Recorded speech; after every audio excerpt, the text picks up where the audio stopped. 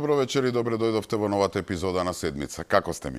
Се надевам добре. Еве веќе конечно стигнавме до крајот на јануари, првиот и најтежок месец во годината.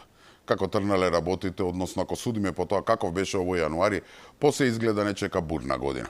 Кога велам бурна година, не мислам дека тоа го само во негативна конотација, туку едноставно не чека година во која мислам дека ќе се случуваат многу работи на надворешен, домашен, политички, економски план.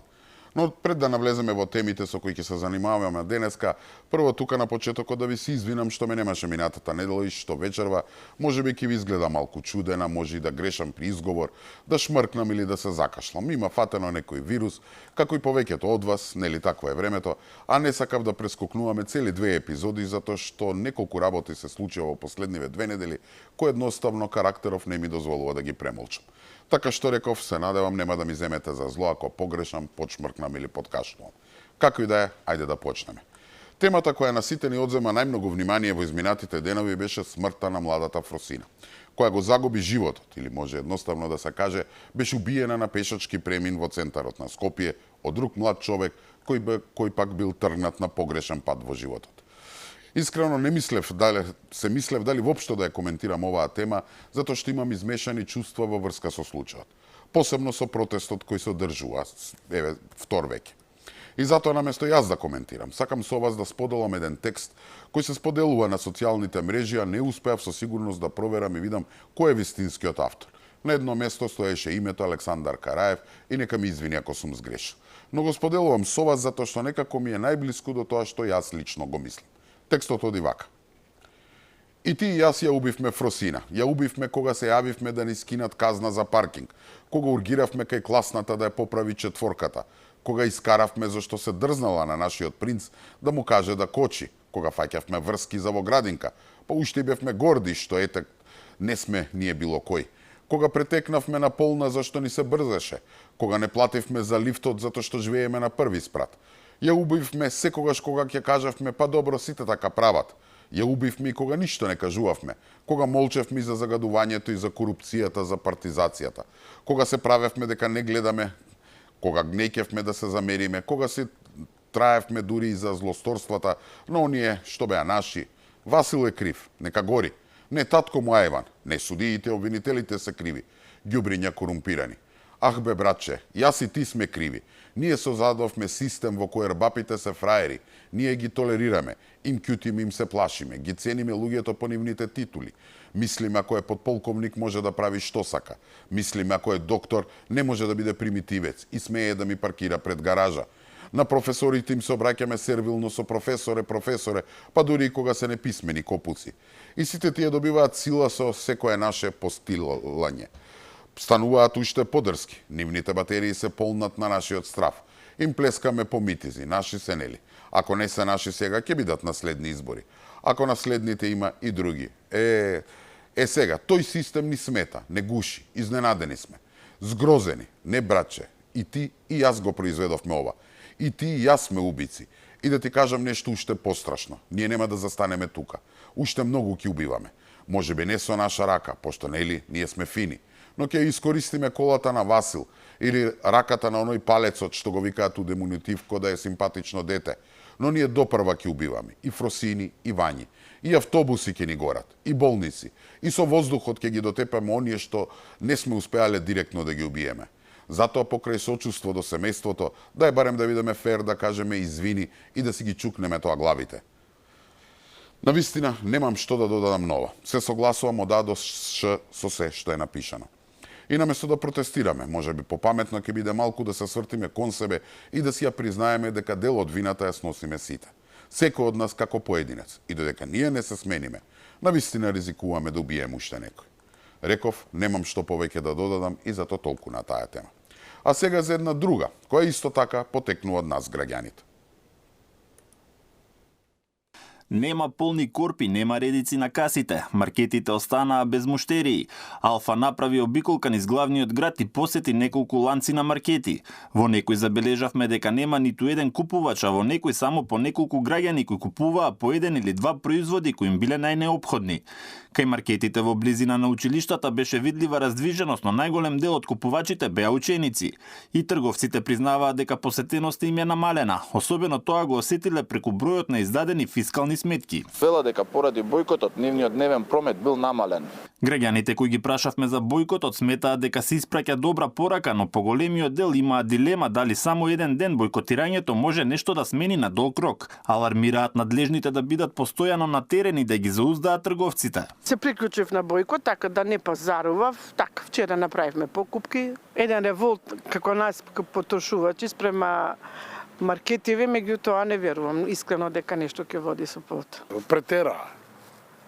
Вред е да се слагам да зема 100% маржа, ама 200% маржа не оди. Ова мерка може да даде ефект, ама ако се плански изведе, да се бойкотира еден месец Рамстор, другиот месец Веро, тогаш другите маркети Кам, Стокомак или било кој друг, од страх сам ќе намалат цените. Ако сме упорни, како во Хрватска, може ќе има некој ефект, ама нашиот менталитет не е таков, не знам. Владата треба инспекција овона. Иначе што можеме? Мора да јадеме ние. По повикот за бојкот кој најде на голема поддршка на социјалните мрежи, дел од трговците уште во текот на вчерашниот ден ги намалија цените на некои од производите и најавија акции со кои значително ќе се намалат цените на основните производи. Цените на производите изминатите месеци постојано се движеа во нагорна линија, пошто владата воведе така наречени празнични кошнички, но она што предизвика реакција беше наглото зголемување на цените пред да бидат воведени кошничките, пошто имаше засилени инспекцијски контроли. Инаку бојкотот започна во Хрватска, а потоа ги поттикна и земјите од регионот. Денеска има бојкоти во Србија, Босна и Херцеговина и Црна Гора. Ете и тоа заврши. Колку толку покажавме единство и во петокот успешно како граѓани самоорганизирани изведовме бојкот на големите маркети.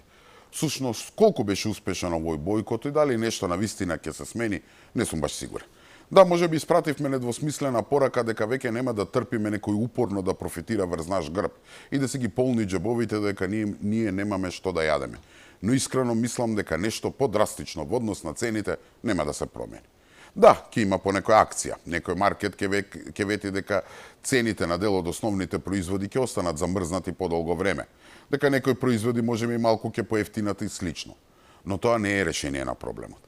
Проблем со високите цени гледате немаме само ние, има цела Европа, а најмногу се чувствува тука на Балканот.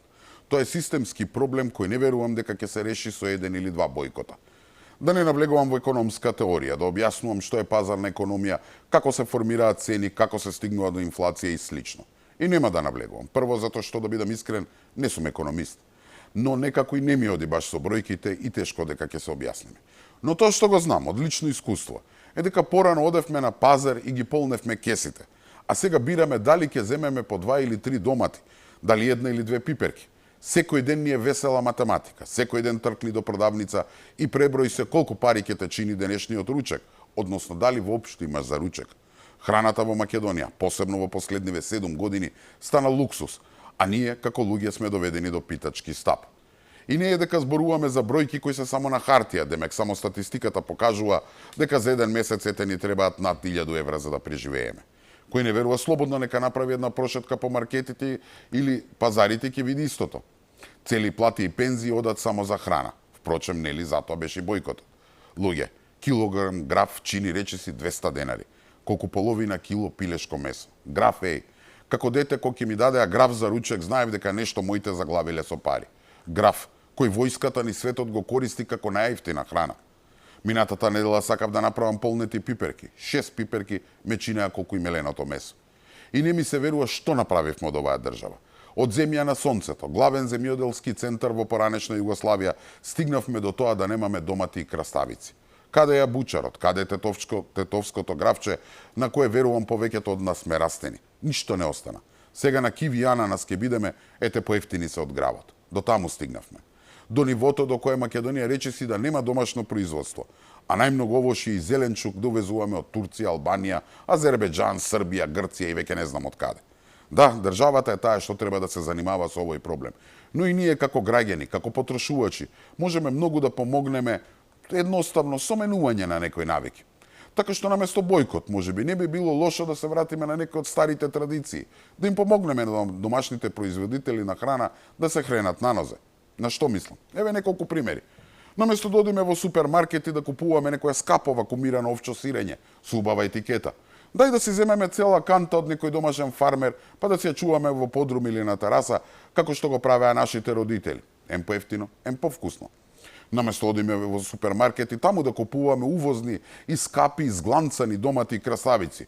Ајде нека не мрзи да тркнеме до пазар, па оттаму од некој наш земјоделец, од наша нива, да си купиме овошје и зеленчук. Да си купиме јабучар и домашна зелка. Наместо граф од Албанија или Азербеџан, ајде да си купиме домашен тетовски граф.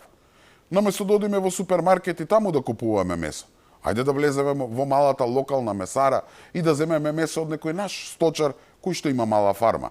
Верувајте, поубаво месо нема да најдете. Наместо да одиме во супермаркет и таму да купуваме сецкан и вакуумиран леп, дај да тркнеме до локалната фурна од каде излегува мирисот на свежо испечен леп, кога и да и се приближите. И на крај, наместо во супермаркет, дај влезете во локалното дуќанче, кое да, во моментов може би е исто скапо како и маркетот, но од него живее семејство, а не некој милионер кој само си го полни джебот. И вакви примери има многу. Знам ќе кажете и тоа е скапо.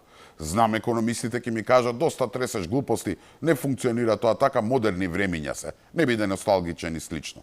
Но искрено верувам дека со вакво мало менување на навиките можеме многу да влијаеме.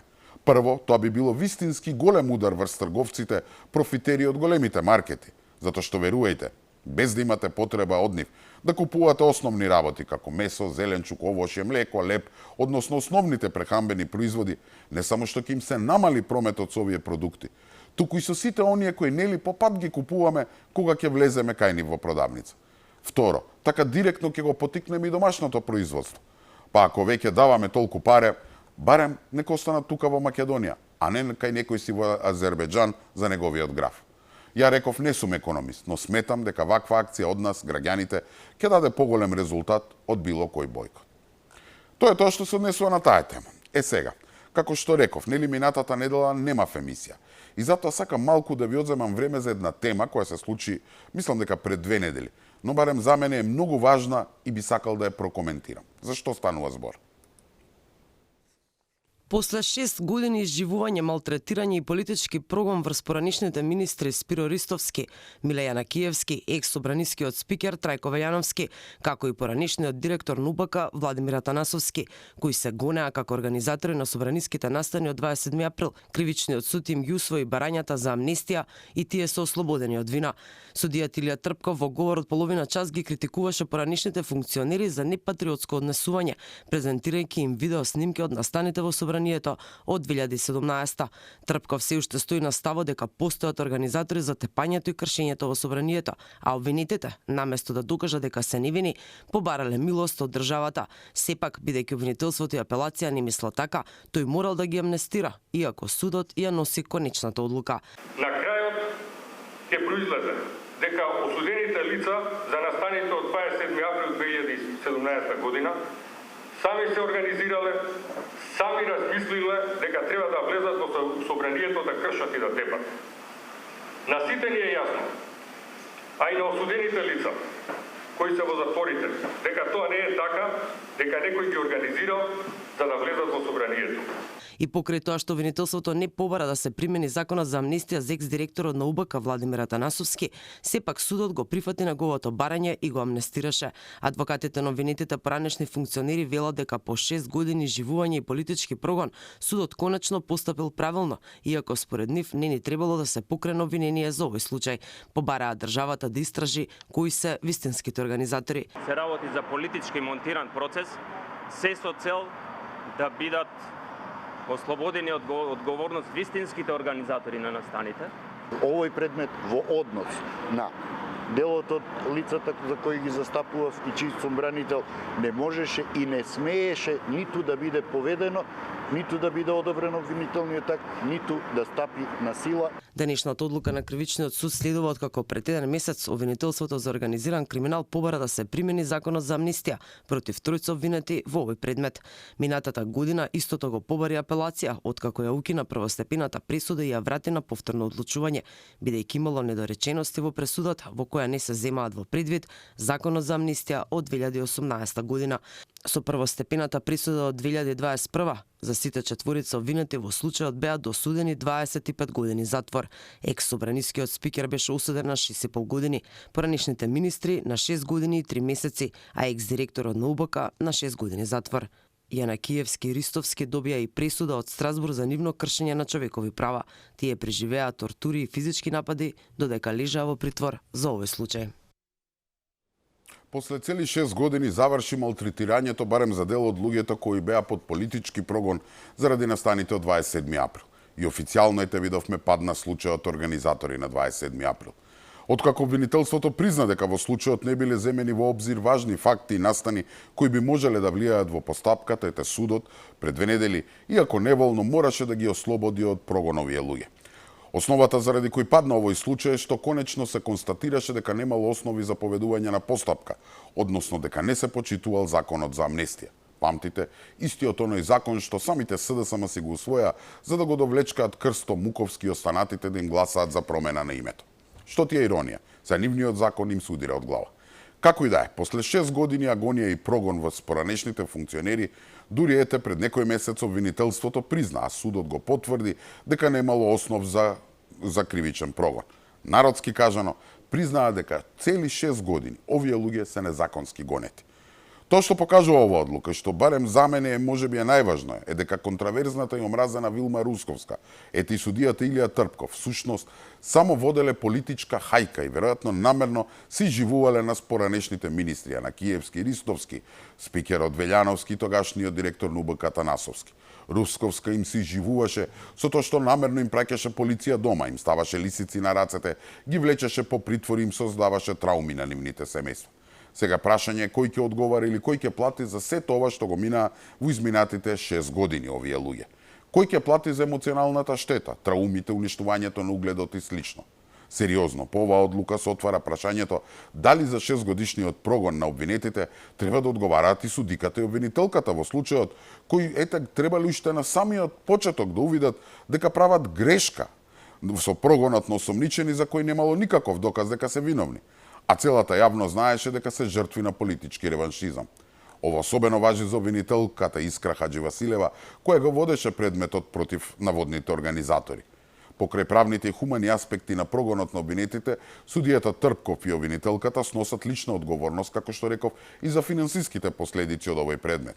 Слободна проценка на експерти е дека од покренувањето на политичкиот процес во рамките на предистрагата, истрага, судење, се потрошени милиони народни евра, коите не морало да се трошат, ако обвинителката и судијата навреме увиделе дека треба да се почитува законот за амнестија. Како што реков, конечно се докажа дека целиот процес беше ништо друго, туку чисто изживување и политички прогон.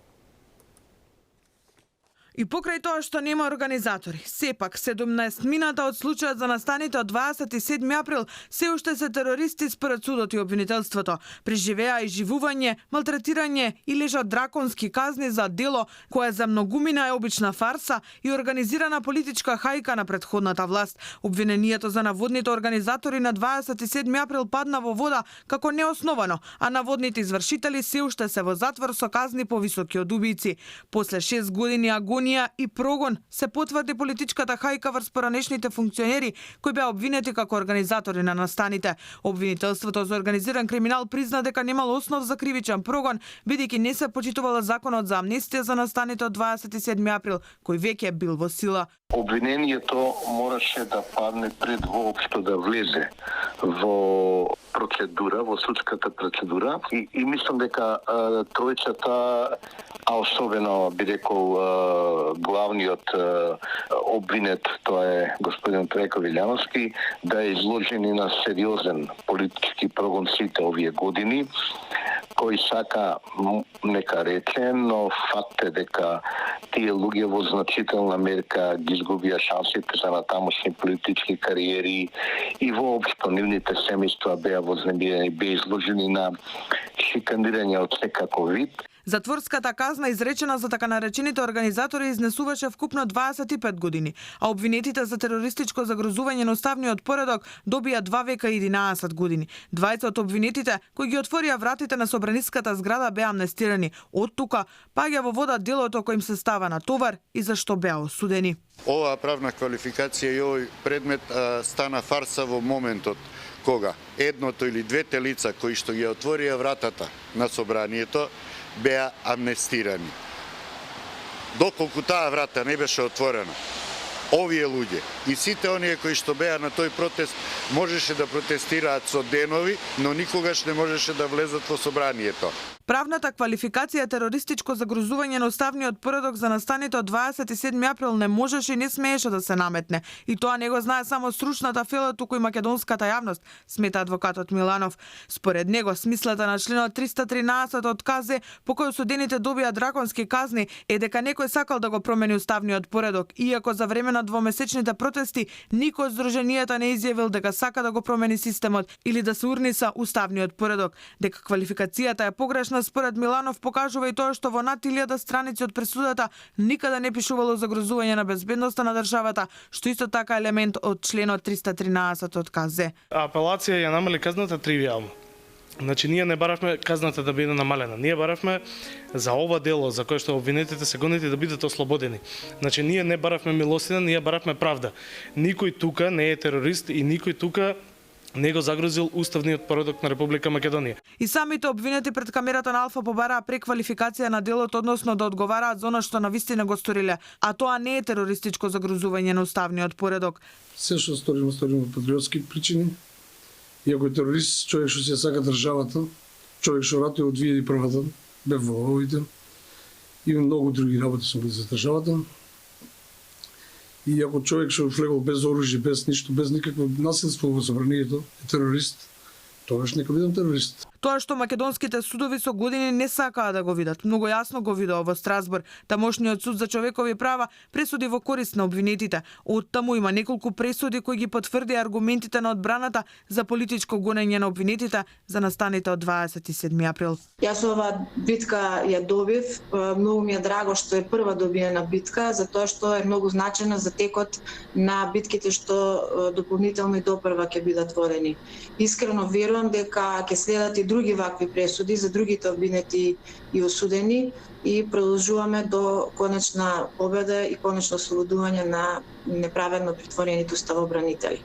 И не само Страсбург, туку и шведскиот суд е со став дека осудените од 27 април се политички затвореници. Тамошниот врховен суд не го испорача Дејан Давидовски Дешо, иако тогашните македонски власти го бараа тоа, со образложение дека наместо за протест, обвинетите се гонат за тероризам.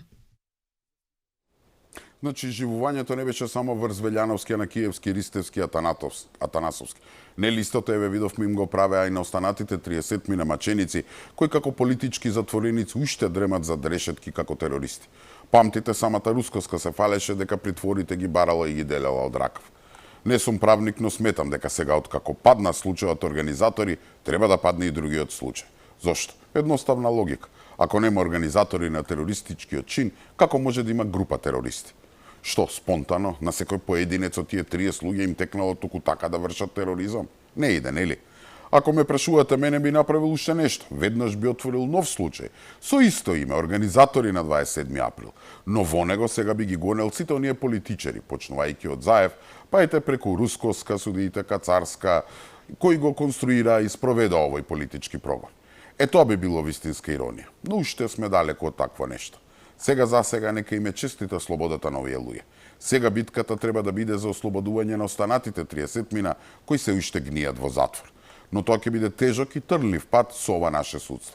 Доказ за тоа, еве, видете го и говорот што го одржа судијата Илија Трпков при читањето на пресудата. Видеото е малку подолго, но морам цело да ви го пуштам за да видите што се не излезе од устата на еден македонски судија. Некој ќе каже дека случајот со организаторите за настаните во собранието паднал. Па сега треба да се ревидира и другиот предмет со осудени лица за настаните во собранието. Но тоа не е така. Напротив, предметот ниту паднал, ниту се докажа дека настаните во собранието не се организирани. Туку се побара милост од државата за овие настани. Лично јас сметам дека обвинетите ќе одат до крај да докажат дека немаат вина во овој случај, но тоа е нивно право и никој во тоа не смее да се меша и никој не смее да влие врз нив. Теориите дека постоеле одлука на судот во Шведска за политички азил на еден од обвинетите од настаните во собранието и одлука на Врховниот суд на Грција за неекстрадиција на двајцата обвинети, на вистина немаат никакво влијание на оваа постапка. Обвинетиот кој се наоѓаше во Шведска се врати во Република Северна Македонија и се води постапка против него. На вистина не треба да ги мешаме овие наши пријателски земји со настаните во собранието и во тој контекст да носиме некои комплекси. Вакви одлуки има ни сите држави во Европа. Каков ќе беше одговорот на системот ако вакви настани со тепање на парламентарци, кршење и демолирање се случеше во парламентот на Шведска и на Грција? Можеме само да замислиме. Но сигурно, без разлика дали ќе беше третиран како терористичко загрозување на нивниот систем, одговорот ќе беше брз, експедитивен и ќе имаше судска завршница. Споредба и во оваа постапка имаше на овој настан со настаните во САД, исто така не држат, затоа што политичкиот и судски систем во САД е со долга демократска традиција и не може туку така да се помести. Од него само можеме да учиме. Законите ги прави законодавната власт. При тоа, на целокупната македонска јавност, јасно и очигледно е во кој правец се носат законите и како се толкуваат. На македонската јавност сосема и е јасно на кого се помага со законите и во чија полза тие се толкуваат. Сигурно не се толкуваат во полза на оние осудени лица за настаните во собранието кои се наоѓаат во македонските затвори. Некој овие осудени лица ги нарекува патриоти, ги тапка по рамо и им кажува различни приказни. Овие лица сигурно се патриоти, но во никој случај за настаните во македонското собрание не може да се каже дека патриотски постапиле. За тие настани, овие лица и тие што ги организирале треба да се срамат за кршењето на законодавниот дом, за тепање на народни представници, без разлика од која политичка партија доаѓа, не може да се биде патриот. Собранието е дом на сите државјани на Република Северна Македонија. Да се кажува за некој дека е патриот, да влезе во сопствениот дом, да крши и да го тепа семејството, е надвор од секаков разум. Таквото постапување не е патриотско. Најголем дел од сите овие осудени лица сигурен сум дека ја сакаат Македонија, но во конкретниот случај тие не се патриоти, туку се лица кои од некого се искористени и изманипулирани за искривени политички цели. Сигурен сум дека ова одлука која следи кај нив ќе побуди различни емоции и чувства. Истото го чувствувам и јас и овој совет тука, но за конкретните настани во собранието, за кривичните дела кои се случија тамо, наведнете ја главата и побарајте прошка од државата, како што овие обвинети тука побараат. Срамота. И овој човек носи тога на делител на правда во Македонија. Пониско ниво на писменост од ова не сум видел. Да не зборувам за ниското ниво на личен интегритет. Нели велат судски пресуди не се коментираат, што според мене е глупост, но и да е така. Ова не е објавување на пресуда. Ова е политички говор на еден джелат кој се има мувата на капата, па така ќе се земам за право да го коментирам. Прво, Пресудава се обидува да објави со целосно извртени тези, како говор за политички митинг од фамозната 48 година, нели кога комунистите во Југославија викаа исток го отпишавме, запад не го запишуваме. Срамно е да се слуша, замислете.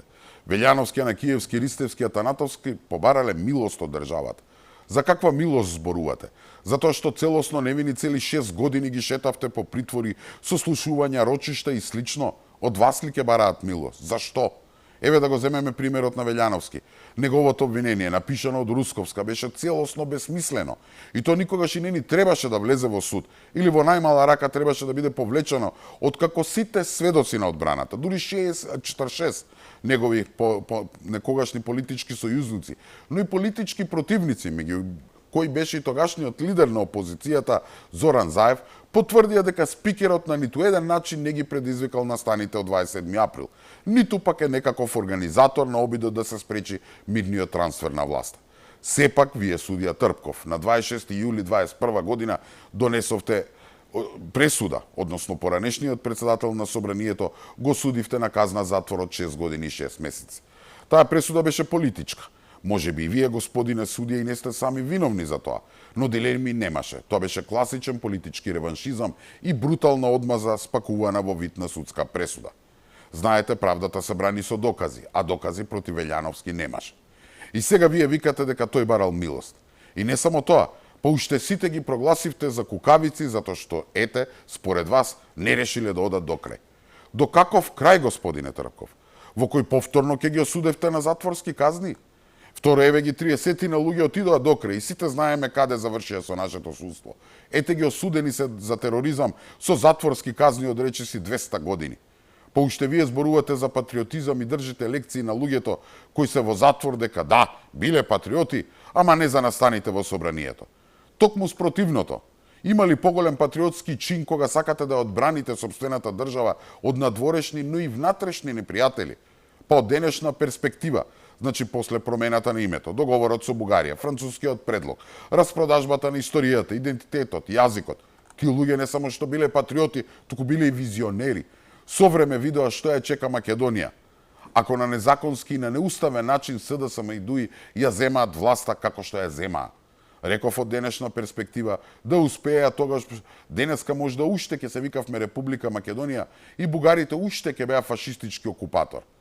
А да не зборуваме за тоа колку милиони и милиони евра народни пари ќе беа спасени од тоа што сега завршија во џебовите на функционерите на СДСМ и ДУИ. Смешно е да зборувате дека не можело да се прават споредби со Шведска, Грција и САД. Па на кого да се одгледаме? На Јужна Африка? На Америка? Всушност да се согласувам дека не треба да се прави споредба, затоа што во овие држави невозможно е да помине ваков политички прогон. Велите да се случеше слично кај нив, одма ќе се реагирало. Да, нормално е дека ќе ги гонеа луѓето, но не како терористи. Еве доказ за тоа ви е токму Америка, земјата за која вие велите дека не можело да се прави споредба затоа што имала долга демократска традиција. А што, според вас во Македонија нема демократија? Па дали сте свесни дека со оваа изјава сами признавате дека судството во Македонија е далеку од тоа да биде демократско, дека од него не може да се очекува правда. Но сепак ете ќе се согласам со судијата дека можеби навистина не може да се прави паралела со случајот во Америка, но не поради причината што тој ја кажа.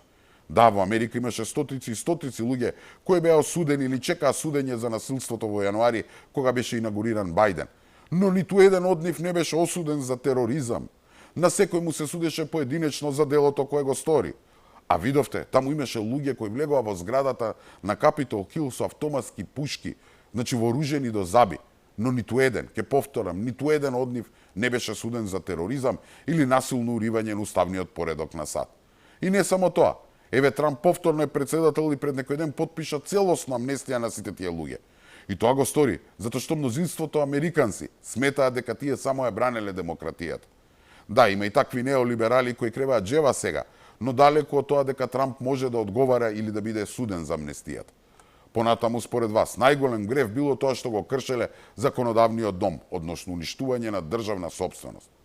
Господине судија, кажете што се случи со луѓето што го правеа истото дело? Каков беше одговорот на македонскиот правосуден систем за кршењето и демолирањето на институциите во државата, како и забарањата за јавен линч на владини представници од онаа насилна толпа наречена шарена револуција?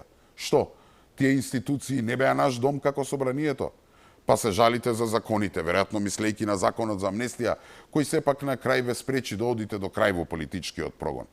Знаете, тој е оној закон што го донесе владата на СДСМ и ДУИ, со кој амнестираа пратеници за да може да ги носат во собрание и да гласаат за промена на името. Ако сега ви смета законот, зошто уште кога се усвојуваше не кренавте глас? Еве, јас не памтам, а ако грешам поправете ме, дали некаде во било која пригода судијата Трпков на времето има дадено изјава со која го критикува овој закон. Јас колку што знам, не. Тоа е тоа, тие се тие двојни аршини. И на крај па уште ги повикувате оние 30 што скапуваат во затвор да молат за милостина. Како не ви е срам? Еве да не бидам дека јас му одговарам, ќе го цитирам одговорот на еден од осудените, Горан Ангелов Ќосето. Драган Пешевски, неговиот адвокат, напиша на Фејсбук. Јас и Горан Ангелов Ќосето глава не наведнавме, ниту пак имаме намера. Понудата е одбиена, честити во наводници суде. Нека им е честита слободата на амнестираните организатори на 27 април. Не навлегувам во анализа ниту објаснувања за команданти, војници, организатори или звршители, не е тоа целта на постот. Целта на постот е горчината што се ствара, верувам, кај сите и кнедлата што се појавува во грлото, кога ќе видиме селективност во судница. Некои се очигледно поеднакви пред законот од другите. Селективност имаме во судница по партиска припадност, посебно по висина на партиска функција. Јас учев дека правдата е слепа, ама ова изгледа дзирка под превезот на мечот и е отапен, напиша Пешевски. Значи, јас разбирам дека судијата Трпков мора да се правда за тоа што веќе еднаш осуди невини луѓе. Но овој негој настап е навистина скандалозен. И само тоа е веќе повторам. Тој ќе мора некому да положи сметка за своите пропаднати процеси и укинати пресуди. Некој мора да одговара и за сите залудно потрошени народни пари и за оние што допрва сега ќе се трошат за надоместување на разни трошоци и обештетувања. Судењата не се ефтин спор. Конечно, судијата на јавноста ќе мора да ја објасни нешто друго. Кој зошто може би го терал да суди и пресудува така како што го правел тоа? 100 пати сум кажал и ќе повторам. Никој не се обидува да правда насилство или тепање, не. Секој оној што се огрешил на ваков начин треба да одговара. Значи, оние луѓе кои кренале рака врз полицаец, пратеник, едноставно врз друг човек, ќе одговара за нападот, но не за тероризам. Тој што кршел, палел и слично ќе одговара за тоа, не за тероризам. Вие, господа, оние 30 на луѓе ги прогласивте за терористи. Терористи ги ставивте на исто место со оние кои сега ги лови полицијата затоа што планираат бомбашки напади и регрутираат војници за војси. Па дали сте нормални? Тие што судот ги смета за организатори се ослободени, за нив важи амнестија, а тие што според истиот суд се само извршители лежат робија 200 години. Ова само кај нас може да го има. Немојте погрешно да ме разберете. Воопшто не мислам дека треба да првите да лежат, туку токму спротивното. А тоа е дека и вторите треба да се на слобода. Тероризам и насилно уливање на уставниот поредок на 27 април немаше. Да, може би имаше насилство, учество во толпа, нанесување телесни повреди, нарушување на јавен ред и мир и така натам. Но тероризам не. Таму се затоа што ја бранеа Македонија, затоа што требаше да послужат како пример што ќе му се случи некому ако се дрзне и го кренеше на време гласот против Преспанскиот договор и промената на името. Затоа мора подитно, без било какво одлагање, да бидат пуштени на слобода. И ние како народ да најдеме начин како да им се одолжиме за тоа што го поминаа. Да видиме дали има во Македонија судија, вистински патриот, за да луѓето кои лежат невино како политички затвореници, па да донесе одлука и да ги пушти. И тука веќе мислам дека е време да одмориме со еден блок реклами. Останете така, се враќаме за кратко.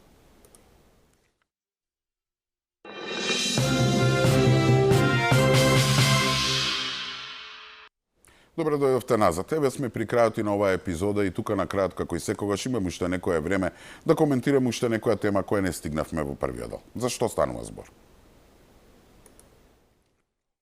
Лекови за болните од канцер додека јас бев министер имаше во секое време и за секого, тврди лидерот на СДСМ Венко Филипче, по обвинувањата од владеачката ВМРО ДПМН за негова вмешаност во проблемот со лековите на клиниката за онкологија. Тој денеска презентираше извештаи за кои рече дека биле доставени до анкетната комисија, која тогаш ја водеше пратеничката од ВМРО ДПМН Рашела Мизраки, но таа и тогашниот министер за здравство Фатмир Меджити според него ги криеле од истражните органи, за како што вели да го вовлечат во скандалот со терапијата.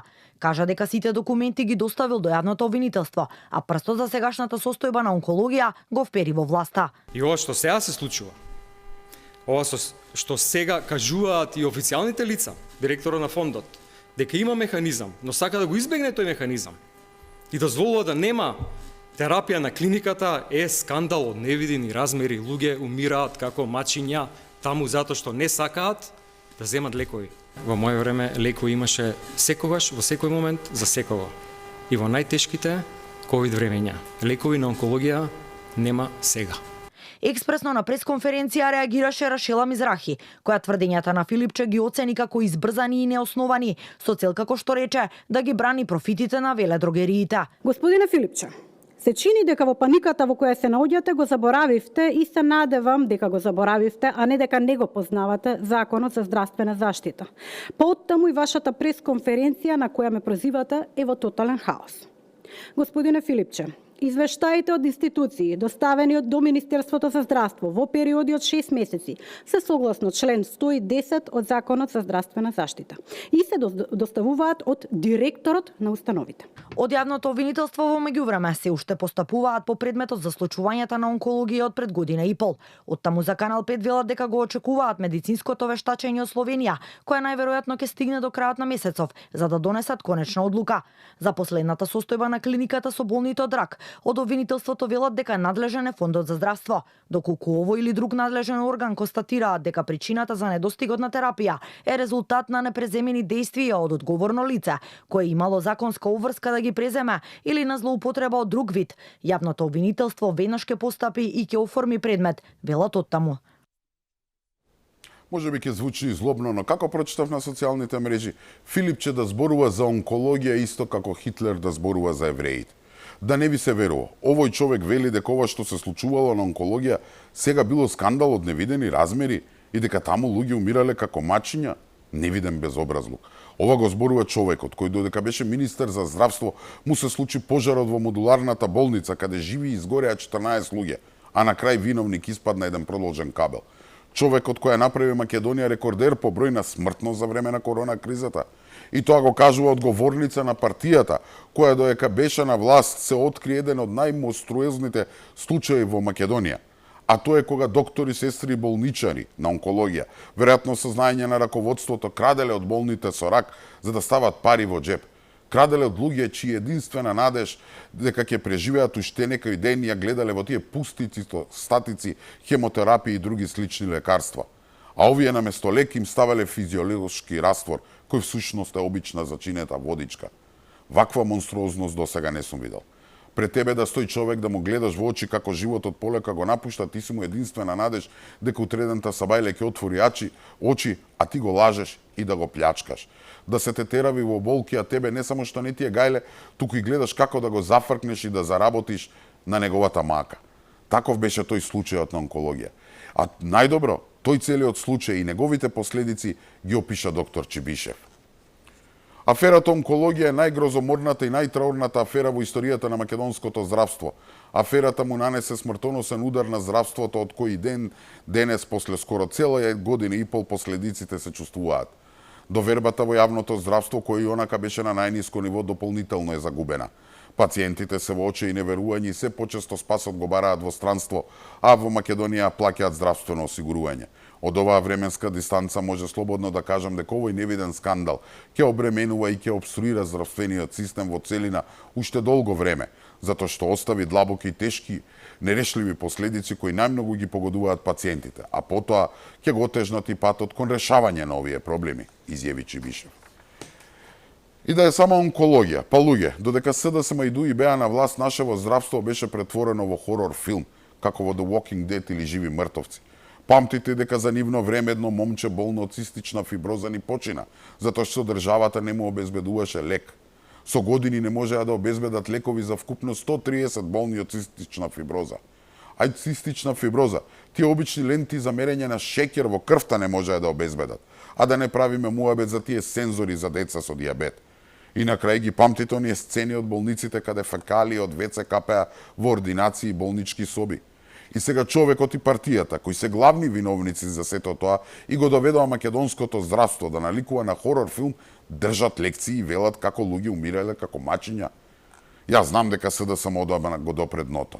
Впрочем, затоа и ги загубија изборите. Но ова сега што го прави Филипче е под тоа дно. Срамот. На вистина веќе немам зборов. И тука доаѓаме до крајот и на оваа епизода на седмица. Се надевам дека го задржа вашето внимание. Со Господ напред се гледаме за една недела, во исто време, на исто место. Имајте пријатна вечер.